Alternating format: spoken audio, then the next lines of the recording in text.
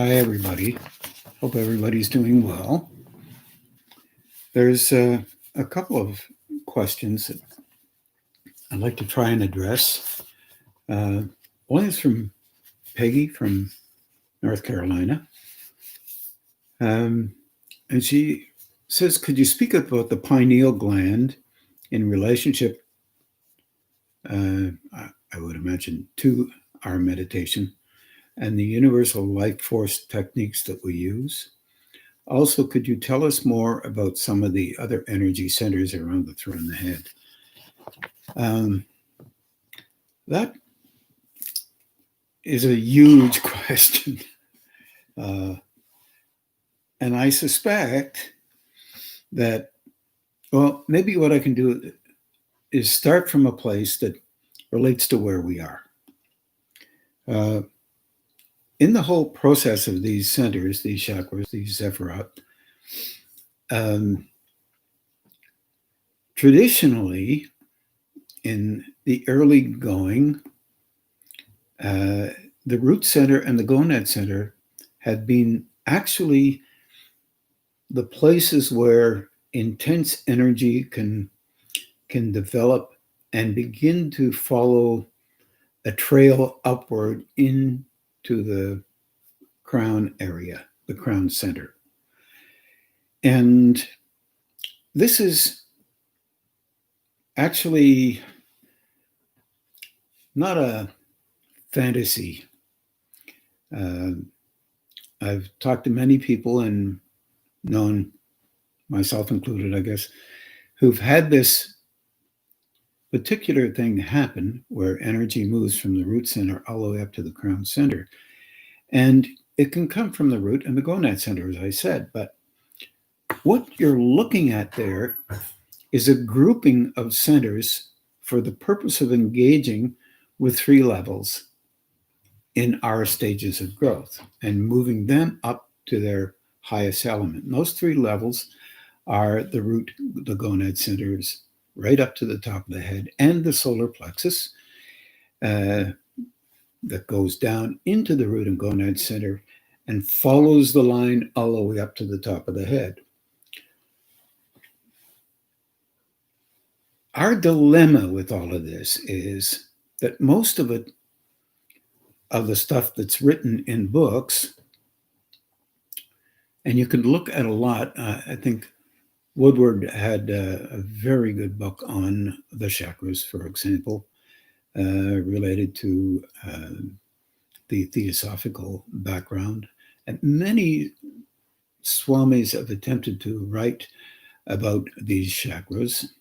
And whatever you can read on these chakras doesn't give you actually a really good idea of what happens when they actually are spinning together for a purpose beyond the personality. But most of the stuff that you can read relates directly to a personality, a construct, a form that we use to engage with life with. This is a most natural thing to even focus on the personality, an individual's personality, each and every one of us. It's a thing that we've been trained to do. And it's what we do from the beginning of our originating timeline at age 0 + 1. And we begin to cultivate a whole series of expressions, context related, of course, and we learn, unknown to us, how to put them all together and eventually handle the energy that is originally coming into us on these planes currently. This may mean, what this really means is, we don't really know where the energy is coming from unless you're aware of it. Now, it's okay to be aware of energy as energy, something intensity, one, let's say initially, and it's okay to call it whatever you want to call it, but it doesn't mean it's real. There is intensity there, there is energy there there must be, usually the energy that is there is related to your capacity to handle energy in previous lifetimes. This makes it very difficult for us because, on the whole, many people don't even believe in previous lifetimes. But here we are in a lifetime, and we're trying to make sense of the world we live in and engage with it. And of course, we're in fierce competition with other people so that we can make a spot, be considered valuable, all of this kind of thing. And this competition is everywhere because of the vulnerability that we have in relationship to these context-related sequences that come together, and we call them a personality. So we react different, act differently around all kinds of different people. Nothing is negative there. This is what we do. So this form that we are a part of is created by the use of energy reflexively, and one could say sometimes logically, sometimes emotionally, sometimes very physically.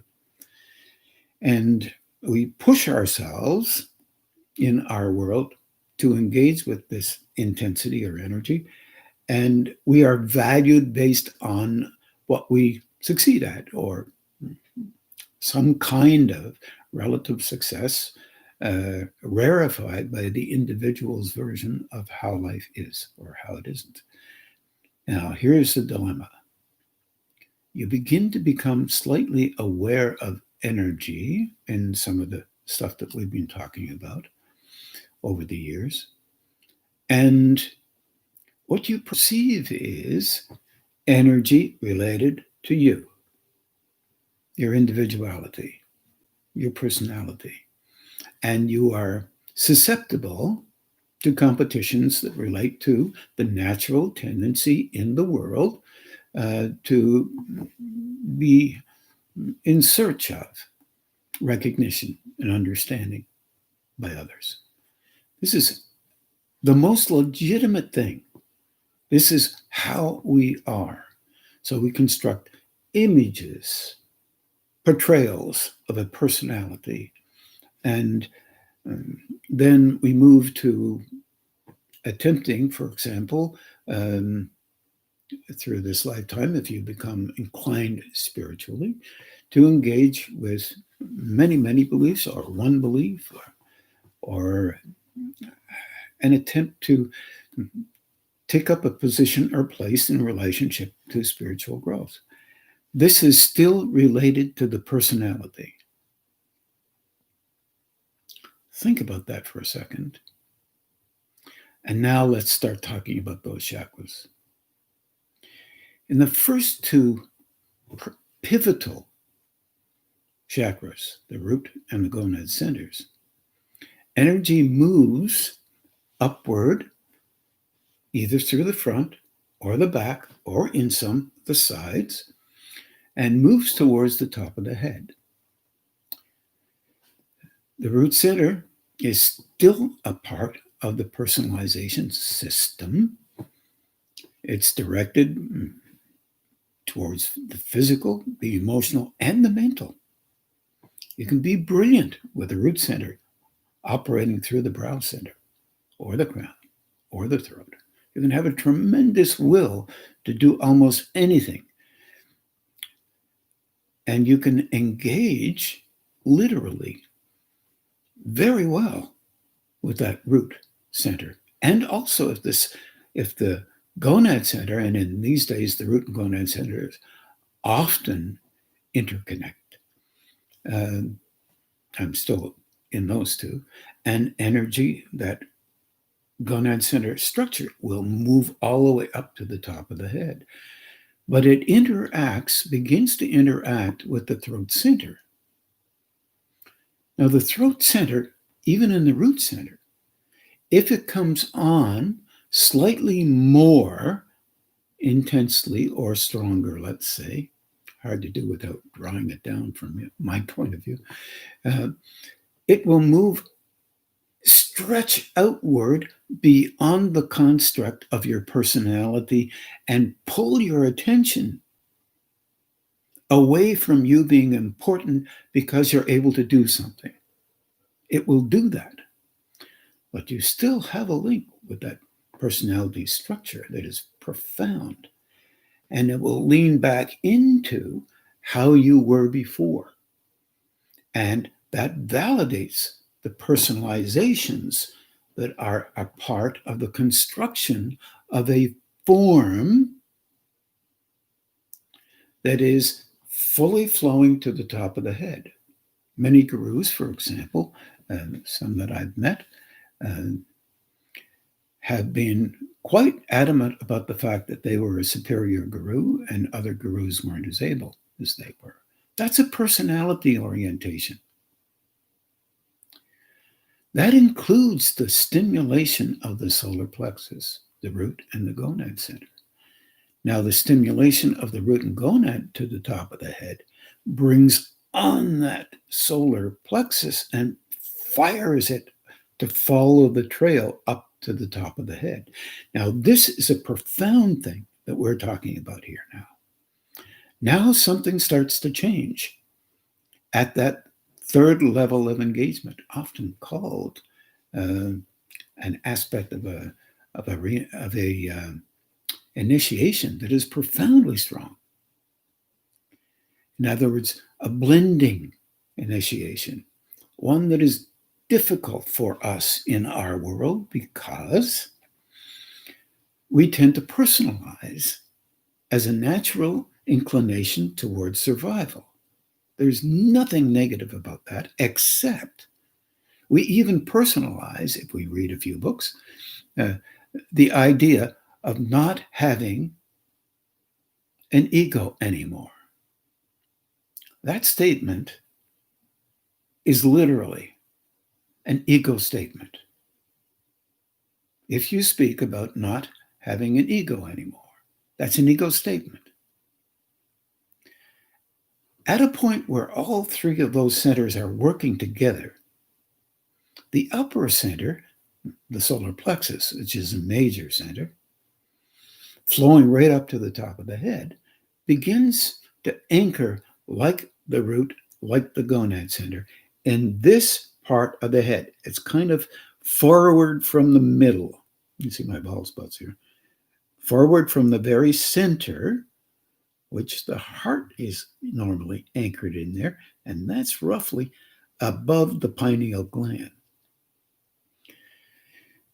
There is an interaction right here in this early third, and this is well documented by a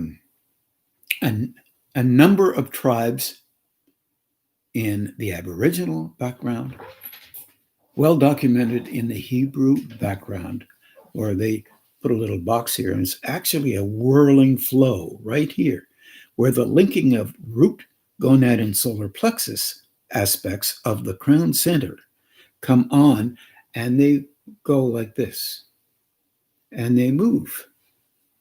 And sometimes there is a tuft of air. For example, I don't know if you can see this or not, in the Christian, the Greek Orthodox religion, they really put a tuft of hair there. If you can see this, I'm sorry if you can't, but if you can, there you can see it better now. Can you see it better now? Higher. If I go any higher, Marlene, it'll be off. Okay. There you go. Now, right there at that tuft of hair, see the circle that is drawn? That is a circle related to the first third.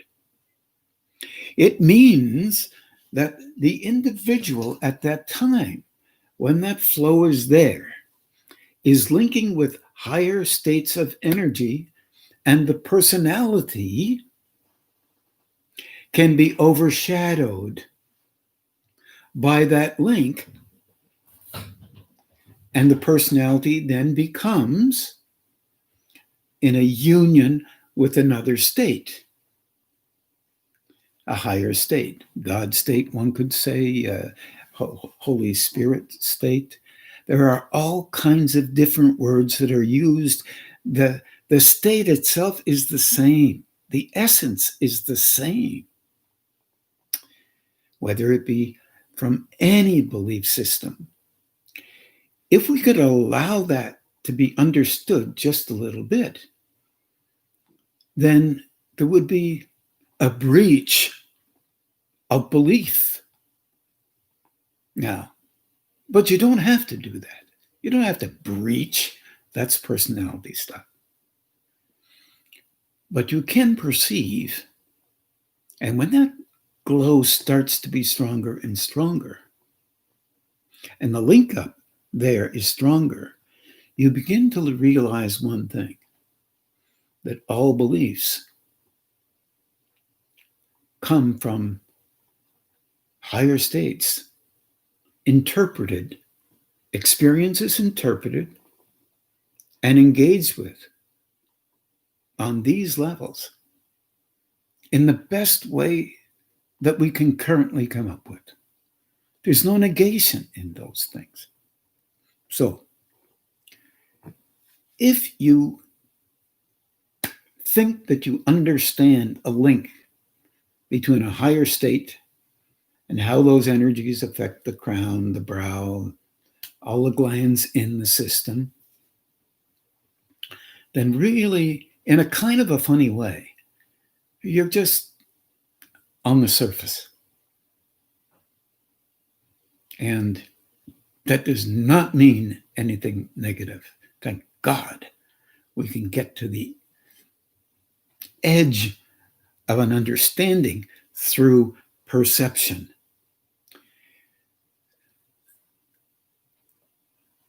That perception, though it means the personality engaging with a perception,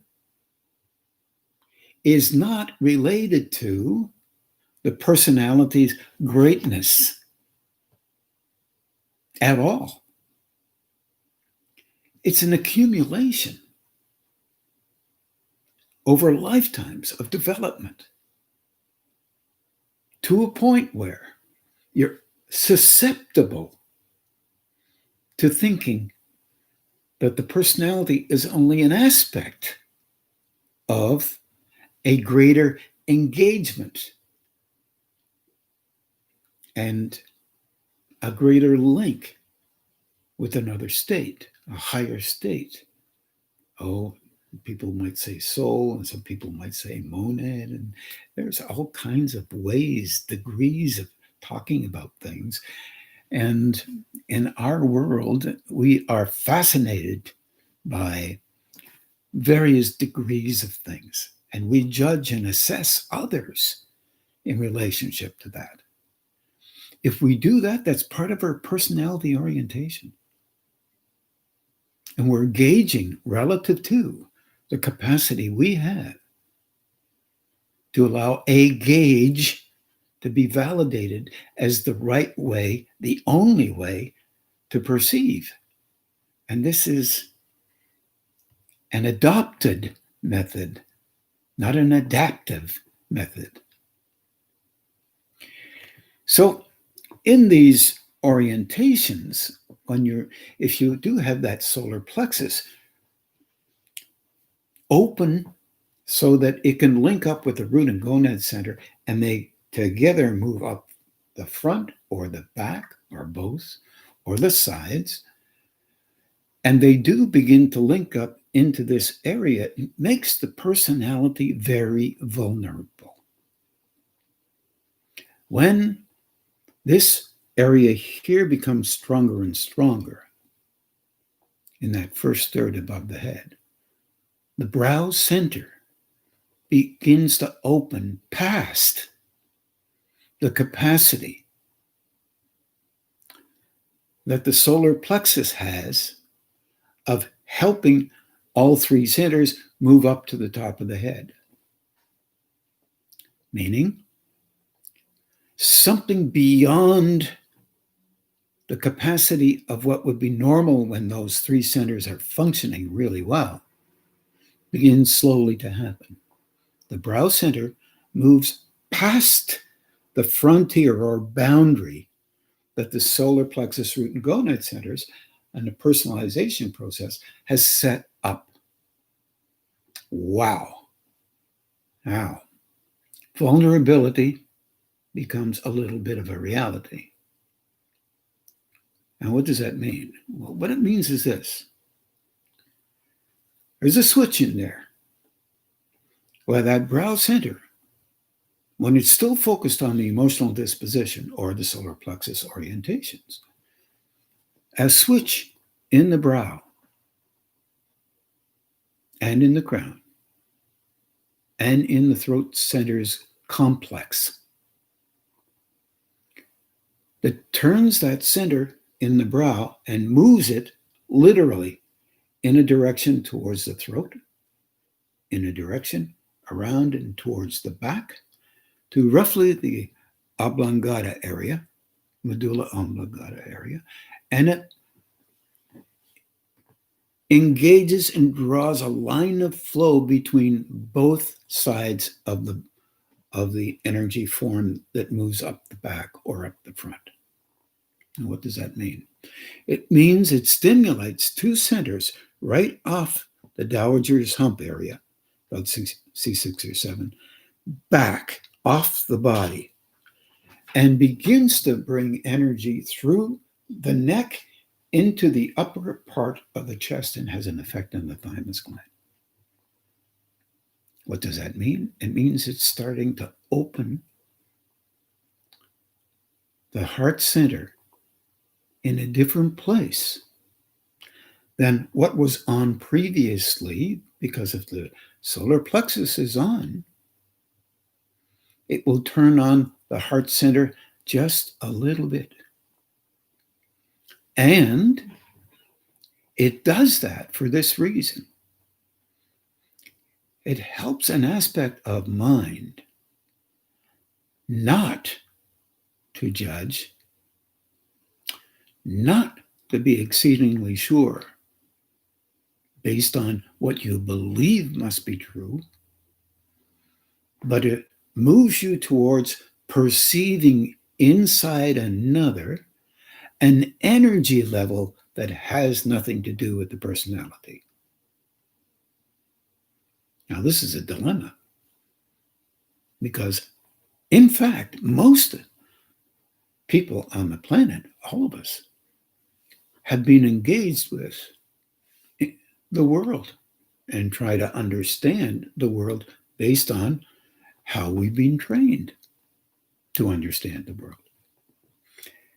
It's kind of an obligation to do that. And when you come up with an idea, you know it must be right. It has to be. It's your idea. It's an option among 8 billion options.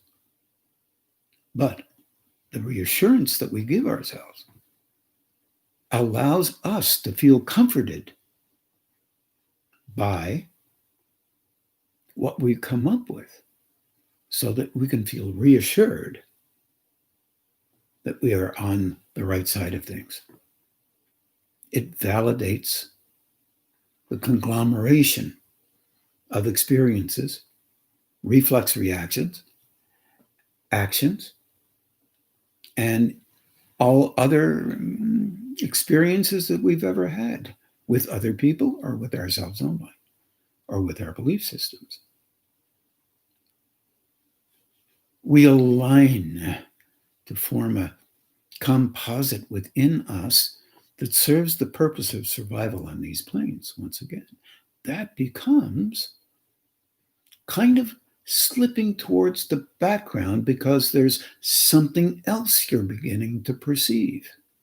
And that something else is related to beginning to understand where these centers are on, just a minute, where they're on, not in relationship to others. That's the personality. But in relationship to where they need to go next and how you can handle it physically, emotionally, or mentally. This is very difficult for us to understand, and as this brow center begins to stimulate past the capability of the combination of this fusion from the solar plexus, root, and gonad center, which is natural and normal and huge in our development, because it also teaches us to handle energy beyond what we could handle before. In a different context, the context would be attempting to understand versus attempting to speak about how important we are. There's no devaluation of others or yourself. So this is a learning curve, because we've been trained to devalue or judge or whatever you want to call it. When you're dealing with things like this, all that you know about whatever you think you know about chakras, about the soul, about energy, could be put on a shelf and kept there for the purpose of engaging with your experience and trying to understand if it's okay if you're having those experiences. Are you all right? The mind has a very difficult time handling this because it's highly charged emotionally. A lot of reading about all kinds of subjects will help construct a form for this one reason. When you are reading about material, you engage with material you don't know anything about, and you're trying to adapt the mind, the emotional mind, into helping it to adapt into understanding, being okay with seeing the world differently. That part there is why you would read, why you would study, why would you do the research. Has nothing to do with personalities and your great capacity to read or remember and all that sort of thing. You're trying to learn how to adapt mentally. And therefore, you are also, and that is affecting your emotional disposition. The personality wants to be validated more for what they've read, for what they've learned, for what they can remember.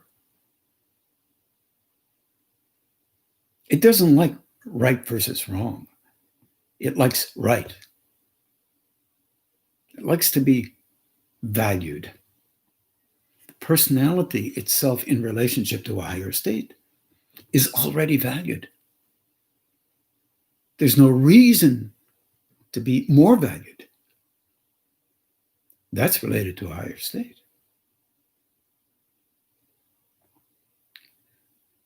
But that's not our tradition, as you know. And that makes us vulnerable in the process of growth. So to finish that sentence that I started about the brow, as it goes beyond the boundary of that complex, those three lower centers, and it's reaching right into the top of the head, and that flow of energy is moving and interacting across into other parts of these centers that lie within great depth beyond the surface perceptions of energy.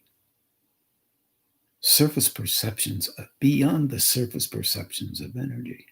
They begin to stimulate throat center links behind the neck, the shoulder area, in through this area in here, to the collarbone, and linking up in behind the neck, out about 2 feet, roughly, not quite, but close, on both sides, and link up like a skeletal system above the head. You can't see that.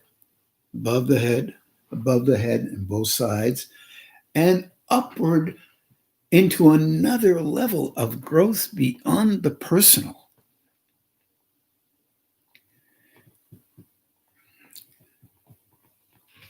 It's within our potential to be a part of that. But we hold ourselves into the place that relates to, what do I do if I can't negotiate here with my personality because I'm so vulnerable in relationship to the world? Shouldn't I only be engaged here? That means I keep I know how great I am, all the rest of that sort of stuff that we do so naturally. In fact, you don't lose the personality per se if you are lit up and glowing and you shift into different levels beyond the personalization levels of that form that you call personality. Then your whole purpose is related to a higher state. It isn't related to being recognized and known. This is a fallacy.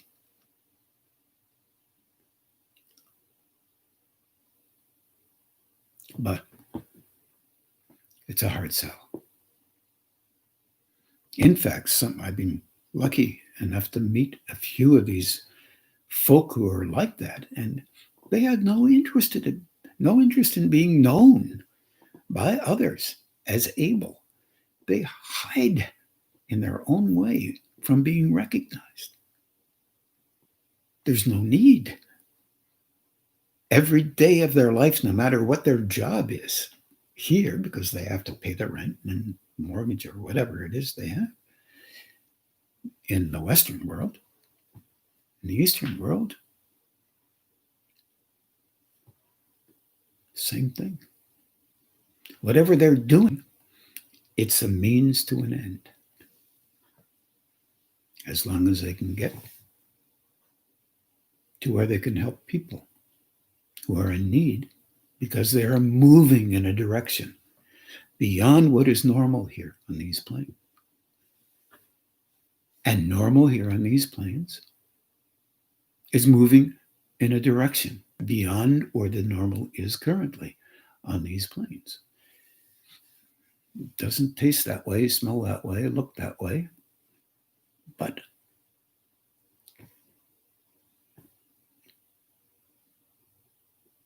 it is our potential. It is our tomorrow. The movement of that brow center beyond its structure stimulates the activity in other areas, as I said, the throat area and behind, opens up the lower system broader than it ever has been. And guess what we do when that happens? We immediately attempt to preserve how we were before. This is called survival. The system we use to survive, we will protect. In some, it's hardly noticeable. In others, wow, is it noticeable? Be careful how you judge other people. You don't know what they're dealing with. Be careful how you judge yourself. You don't know what you're dealing with. And if you really are growing, and I believe you are, then there will be moments when your frustration levels are, wow, very good.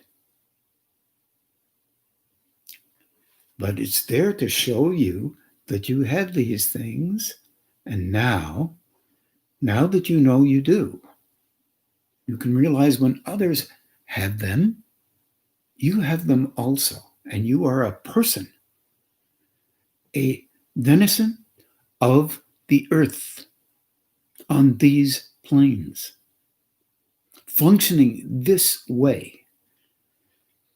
What goes on in you is not secret relative to the chakras. All these higher beings know that you go through difficulties.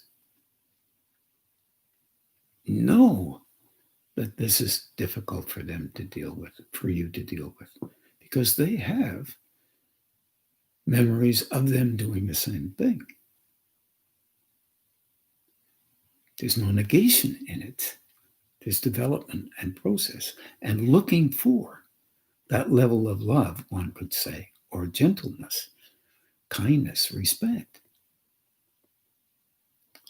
That is okay for you to have for yourself and for others as much.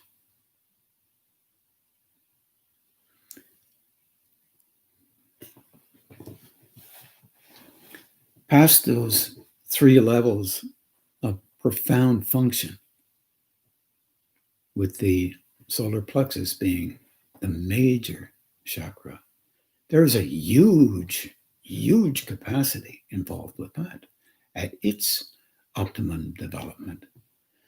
But during that period of time of optimum development, all those centers within the structure are linking up with others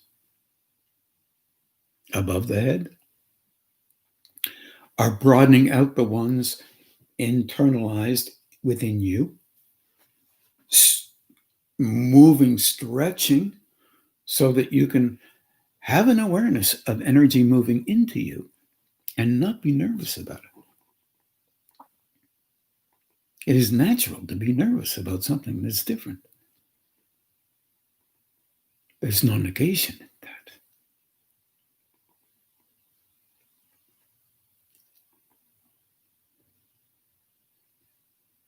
So as you're monitoring, as you're looking at it, sometimes it feels like Niagara Falls is flowing through you. Other times, subtle, hardly even perceivable by you.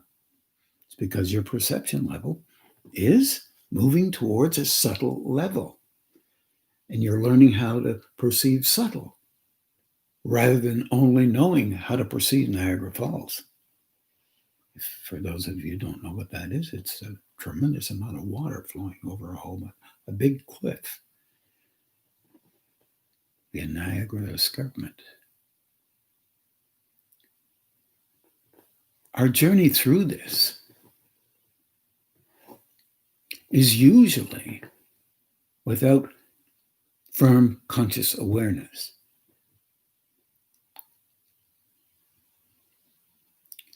Our journey is starting to have more conscious awareness. But remember, it's a double-edged sword. If you have more conscious awareness of that energy flowing in you that gives you life, that is constantly loving you enough to help you to know a relationship with another state, a higher state. It's also trying to help you to learn how to see, not with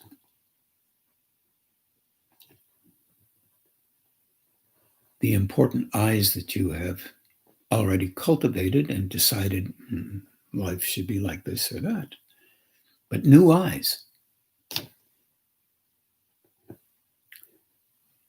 New awarenesses of that which lies within, so you can be compassionate for others, knowing full well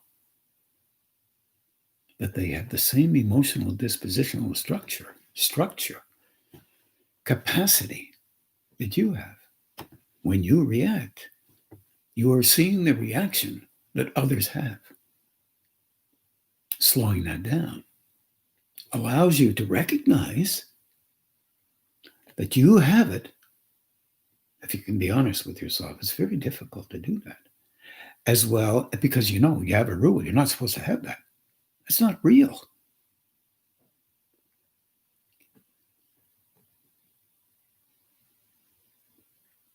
Others have it too. And when they're afraid, they react. Or they bring to bear their method of protection that protects the self that they have at hand for the purpose of functioning in the way they believe they need to function to be valued, certainly by them, and in theory, by others, because others don't always value you the way you believe they should when you act the way you would if you were acting exactly how others should see you to be kind of interested in how important you are. This is such a wow. And this makes sense.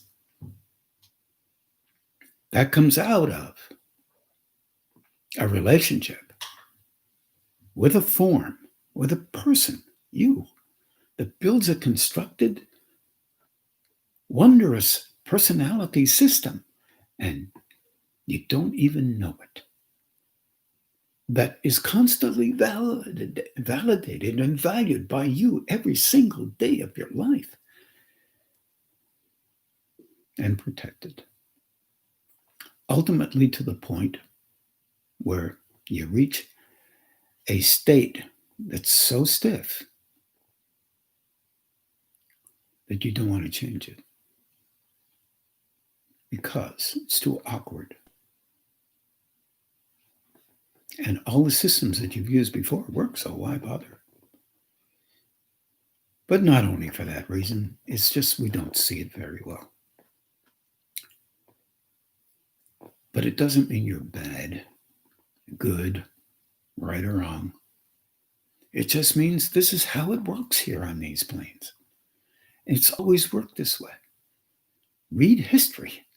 My goodness. It's fascinating. It has always been that way.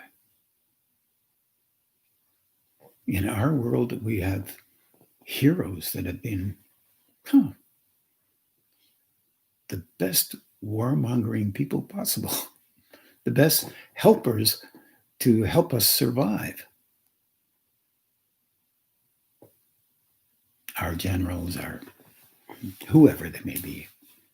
But also, we have other heroes too. And we believe stories around those heroes, and we make them, they're just a form. It's part of their learning. They've had that engagement with a life. They'll have different ones. And ultimately, all that is about being able to handle higher state energy coming in that makes you feel a little uncomfortable, but you get used to it, and that changes the way you engage with life. And there are so many different rules, and it doesn't really cover, doesn't follow the rules. But the rules we make up are good rules, on the whole, helping us to survive these planes in some form or another, and hopefully in a decent form, something that includes everybody. How are we doing? Well, it's very interesting. There's more to say about those things, but those chakras and how they engage, but there is kind of a governor, self built into the self. It seems that if an individual is really, really capable, they come face to face with something that holds them from going further. And that normally is the elevation of the individual personality. It seems to be that way, at least from what I've understood from some who have been really able. And they don't use the same kind of reference points that we normally do for our survival. Their reference points is energetic in nature. They don't look to see what your personality is about. They're not interested. Look to see where those centers are on and how you're using them to feed your personality's orientation in the world and how you value that. Can't hide from this one. Shows up in the energy system. Doesn't show up bad or good. It shows up still focused there. This life should help. Conscious awareness in this life is not meant to make you uncomfortable, meaning conscious awareness being aware of how you're actually functioning as opposed to only being aware of how you believe you're functioning or you should be. That's personality orientation. There's no negation in this. It's just movement, developmental.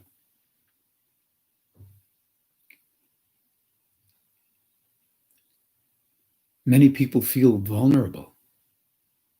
Goes into part of Carol's question when, and she says, how do we look at what is happening currently on many levels and make sense of it for our spiritual growth? The biggest dilemma that we have, and it's following along these same forms because a form was constructed by these 3 lower centers, we're going to add solar plexus. They're really not lower.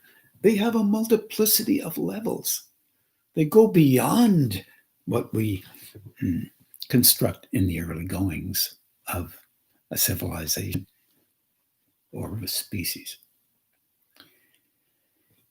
But nonetheless, the emphasis is always on the survival of the species. Our individual growing is really based on how the personality thinks we should be. And this one's tough. Already, at whatever age you are now, whoever you are, wherever you are,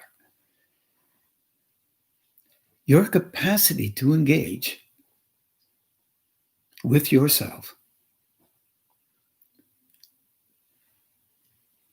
without negating you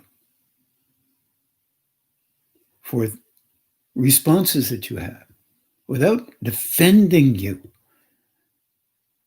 in terms of those responses, without elevating you for how important you are because you do it the way you do it. If you can notice and see those things, your movement, you have a movement going on internally. If you could watch them without judging them and say, my goodness, I never knew I did that. Or later on, you'll say, my gosh, I'm still doing that kind of thing. I'm much more subtle now. Hardly anybody even knows I do it, except my inner awareness is linked stronger with me, so I'm seeing I do this. Now you've got to deal with the rules and regulations that you have around being bad because you do something. I should not do this. I should only do that. There's no idealism in this. But they're try not to hurt anybody. Try not to hurt yourself. You're all trained in hurting. You're all trained in loving, known to you or not. You love yourself so much.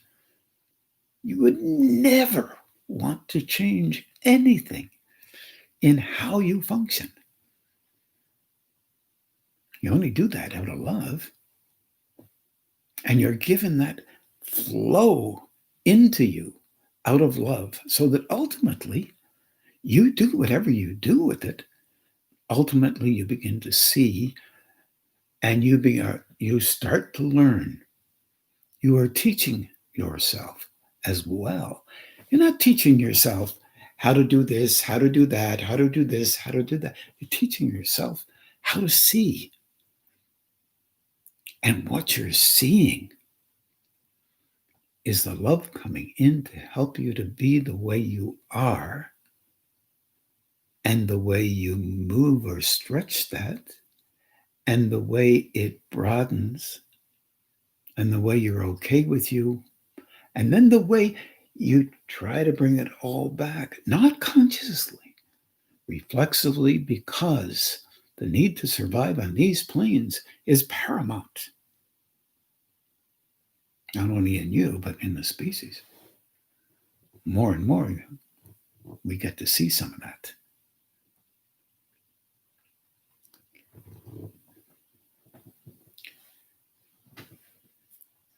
The interaction that we have on many levels is to help us to understand that there are youthful beings on these planes. There are maturing beings on these planes, maturer beings on these planes. I'm not talking chronologically here. You could have a 10-year-old that's thousands of years old. Great wisdom. And she turns into something that is basically a pillar of transmission for the helping of others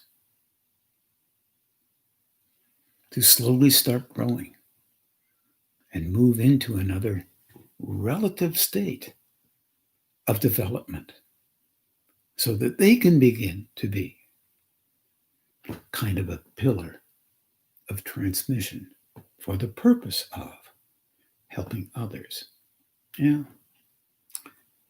seems a little broad, but nonetheless, there have been many pillars that have been before us that have tried to be helpful, to give us some hints.